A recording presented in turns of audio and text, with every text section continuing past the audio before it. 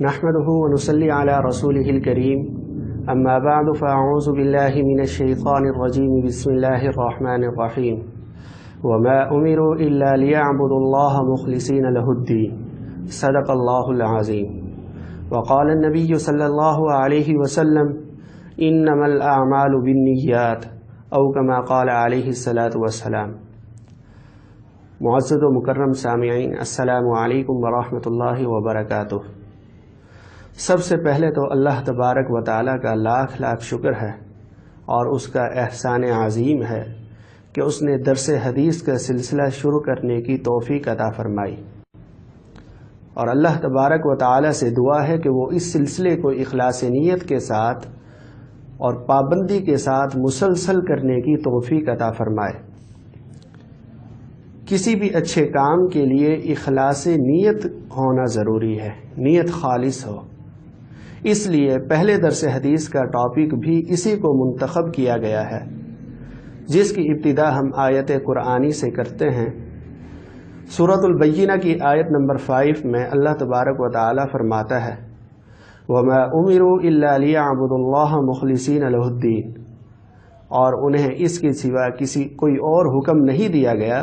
کہ وہ اللہ تعالی کی عبادت اس طرح کریں کہ بندگی کو بالکل یکسو ہو کر صرف اسی کے لیے خاص رکھیں، یہ خالص اللہ کی رضا کے لیے عبادت کریں۔ اسی طرح سورۃ الحج کی آیت نمبر 37 میں اللہ جل شانہ فرماتا ہے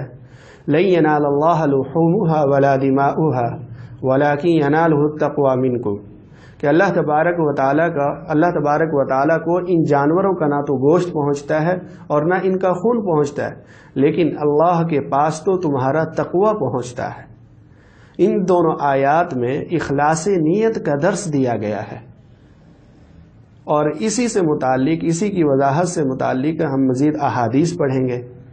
بخاری شریف کی حدیث نمبر 6689 میں حضرت عمر فاروق رضی اللہ تعالیٰ عنہ فرماتے ہیں کہ میں نے آپ علیہ السلام کو یہ فرماتے ہوئے سنا انما الاعمال بالنیۃ وانما لامرئ ما نوى فمن كانت هجرته الى الله ورسوله فهجرته الى الله ورسوله ومن كانت هجرته الى دنيا يصيبها او امرأة يتزوجها فہجرتہ الی ما ہاجر الیہ۔ حضرت عمر بن خطاب رضی اللہ تعالیٰ عنہ فرماتے ہیں کہ نبی اکرم صلی اللہ علیہ وسلم کو یہ فرماتے ہوئے میں نے سنا کہ بلا شبہ عمل کا دار و مدار نیت پر ہے، اور انسان کو وہی ملے گا جس کی وہ نیت کرے گا۔ پس جس کی ہجرت اللہ اور اس کے رسول کے لیے ہوگی تو واقعی وہ انہی کے لیے ہوگی، اور جس کی ہجرت دنیا کو حاصل کرنے کے لیے ہوگی یا کسی عورت سے شادی کرنے کے لیے ہوگی تو اس کی ہجرت اسی کے لیے ہوگی جس کے لیے اس نے ہجرت کی۔ اسی طرح مسلم شریف کی ایک حدیث میں حضرت ابو ہریرہ رضی اللہ تعالیٰ عنہ فرماتے ہیں عن ابی ہریرہ قال قال رسول اللہ صلی اللہ علیہ وسلم ان اللہ لا ينظر الى صورکم واموالکم ولكن ينظر الى قلوبکم واموالکم،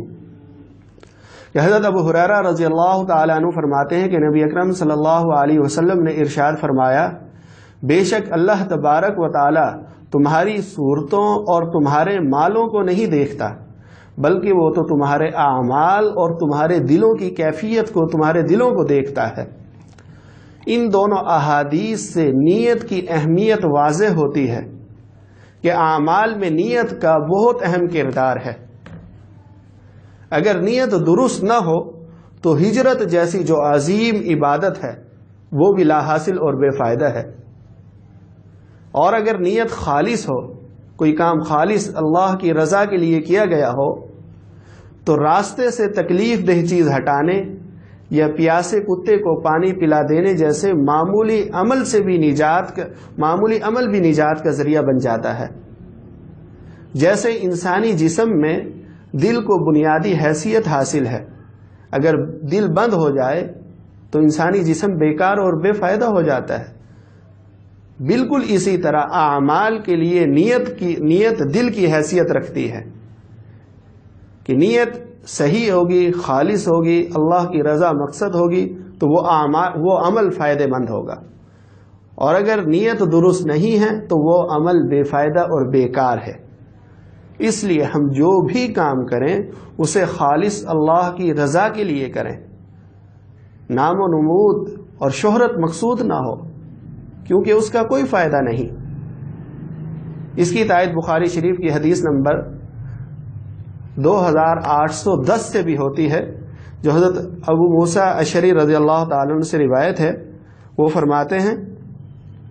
ان ابی موسیٰ رضی اللہ تعالیٰ عنہ قال جاء رجل الى النبی صلی اللہ علیہ وسلم فقال الرجل يقاتل للمغنم والرجل يقاتل للذکر والرجل يقاتل ليرى مكانه فمن في سبيل الله قال من قاتل لتكون كلمة الله هي العليا فهو في سبيل الله۔ کہ حضرت ابو موسیٰ رضی اللہ تعالیٰ عنہ فرماتے ہیں کہ ایک اعرابی آپ علیہ السلام کے پاس آیا اور اس نے کہا کہ کوئی شخص تو مال غنیمت کے لیے، مال کے لیے جہاد کرتا ہے، اور کوئی شخص نام و نمود اور شہرت کے لیے جہاد کرتا ہے، اور کوئی شخص اس لیے جہاد کرتا ہے کہ تاکہ اس کی تعریف ہو۔ تو ان میں حقیقی مجاہد کون ہے؟ حقیقی اللہ کے راستے میں جہاد کرنے والا کون ہے؟ تو آپ علیہ السلام نے فرمایا کہ جس نے اس لیے جہاد کیا تاکہ اللہ کا کلمہ سر بلند رہے تو وہی اصل اور حقیقی مجاہد ہے۔ تو دیکھیے، جہاد جیسی عظیم عبادت بھی اخلاص نیت کے بغیر بے فائدہ اور بیکار ہے۔ اگر اس میں بھی خالص اللہ کی رضا شامل حال ہوگی تو یہ عظیم عبادت فائدہ مند ہوگی،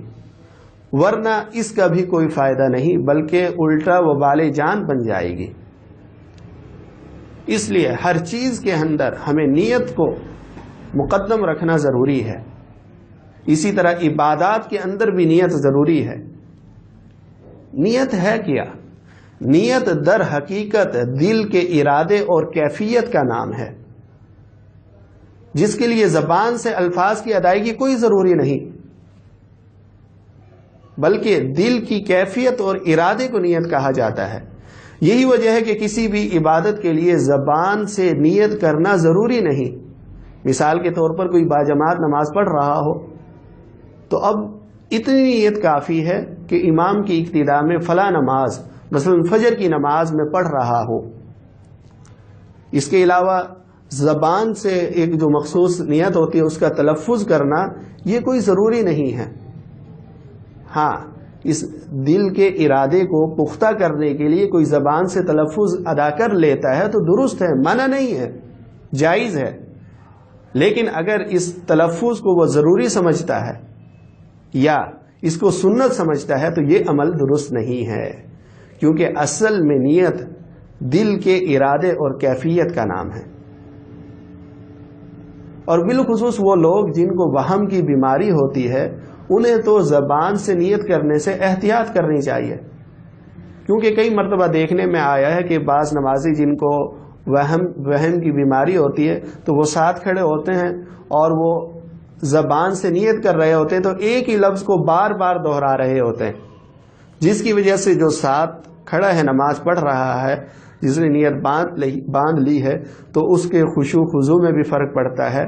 اور بلکہ بسا اوقات تو میں نے خود ایسا دیکھا ہے کہ جو ساتھ کھڑا ہے وہ بار بار الفاظ دہرا رہا ہے، اسے وہم کی وجہ سے، وہم کی بیماری کی وجہ سے، حتیٰ کہ امام رکوع میں جا کر رکوع سے اٹھ بھی گیا، اس کی رکعت نکل چکی اور وہ ابھی تک الفاظ دہرا رہا ہے۔ تو ایسے لوگوں کو خصوصی طور پر چاہیے کہ وہ زبان سے نیت نہ کریں بلکہ دل سے نیت کریں۔ دل میں اتنی نیت کافی ہے، جو مثال کے طور پر فجر کی نماز پڑھ رہے ہیں تو اتنی نیت کافی ہے کہ میں فجر کی نماز پڑھ رہا ہوں، دل کے اندر باجماعت فجر کی نماز ادا کر رہا ہوں، اور دل میں یہ نیت کافی ہے۔ اور یہ بھی یاد رہے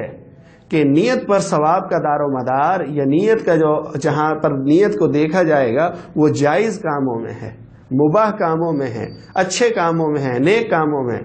جو برے کام ہیں یا غیر شرعی کام ہیں ان میں نیت کا کوئی اعتبار نہیں ہے۔ بعض لوگ کوئی غلط کام کر رہے ہوتے ہیں، ان کو جب منع کیا جاتا ہے کہ بھئی یہ اس طرح نہیں کرنا چاہیے تو جواب میں وہ کہتے ہیں کہ بھئی ہماری نیت تو اچھی ہے، ہم تو اچھی نیت سے کر رہے ہیں، لہٰذا اللہ تبارک و تعالیٰ دیکھ رہا ہے، ہمیں اس کا اجر دے گا۔ تو یاد رہے کہ خلاف شریعت امور کے اندر نیت کا کوئی اعتبار نہیں ہے. ایسے کام جتنی بھی اچھی نیت سے کر لیں تو وہ غلط ہی رہیں گے، اس پر اجر نہیں ملے گا، بلکہ اس پر پکڑ ہوگی، وبال ہوگی، پکڑ ہو سکتی ہے، اس پر وبال ہو سکتا ہے اس کا. مثال کے طور پر کوئی چوری کرتا ہے یا سود لیتا ہے اور وہ کہتا ہے کہ میں چوری اس لیے کر رہا ہوں یا سود میں اس لیے لے رہا ہوں تاکہ غریب لوگوں کی مدد کروں، فلاحی کام کروں، رفاہی کام کروں، جہاں کسی غریب کی بچی ہے جس کی شادی نہیں ہو رہی اس کی شادی کراؤں. مختلف کوئی طالب علم ہے، اسٹوڈنٹ ہے، اس کے لیے تعلیم حاصل کرنا مشکل ہے، میں یہ چوری کر رہا ہوں تاکہ اس کو تعلیم دلاؤں. یعنی چوری کرنا یا سود لے رہا ہے، بینک میں رقم رکھوائی ہے سودی بینک میں اور نیت بھائی سود لیا جا رہا ہے، کیوں؟ اس لیے کہ میں اس سے نیک کام کروں گا. تو اس نیت کی کوئی حقیقت نہیں، بلکہ جو اس نیت سے چوری کرے گا یا جو اس نیت سے سود لے گا، تو جیسے عام چوری کرنے کی سزا اور گناہ ہے، جیسے عام طور پر سود لینے کا گناہ ہے، تو اسی طرح اسی شخص کو اس چوری کرنے کا گناہ ہوگا اور سود لینے کا گناہ ہوگا. لہذا یہ بات ذہن میں رہے کہ نیت کا جو دیکھی جائے گی وہ اچھے کاموں میں دیکھی جائے گی. غلط کام اگر جان بوجھ کر اچھی نیت سے کوئی کرتا ہے تو وہ کام اچھا نہیں ہوگا، بلکہ اس پر پکڑ ہوگی. لہذا ہمیں چاہیے کہ ہر قسم خلاف شریعت کاموں سے اجتناب کریں اور جو بھی اچھے کام کریں ان میں نام و نمود اور شہرت مقصود نہ ہو، بلکہ وہ خالص اللہ کی رضا کے لیے کریں. اللہ تبارک و تعالی ہم سب کو عمل کرنے کی توفیق عطا فرمائے. آمین. وآخر دعوانا ان الحمد للہ رب العالمین. ویڈیو کے نیچے سبسکرائب کے بٹن پہ کلک کریں، بیل کے آئیکن پہ کلک کیجئے تاکہ ہر نئی ویڈیو کی نوٹیفیکیشن آپ کو مل جائے.